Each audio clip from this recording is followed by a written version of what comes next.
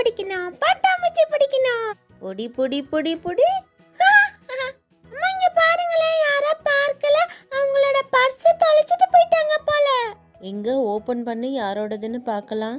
அச்சச்சோ, நிறைய பணம் இருக்கே. இதில் இருக்க அட்ரஸில் கொண்டு போய் நம்ம இந்த பர்ஸை கொடுத்துட்டு வீட்டுக்கு போகலாம், சரியா? ஓகேம்மா. இது உங்கள் பர்ஸா சார்? அட ஆமா, நான் பார்க்கில் வாக்கிங் போகிறப்ப மிஸ் ஆயிடுச்சு. உள்ள வாங்க ப்ளீஸ், உள்ள வாங்க.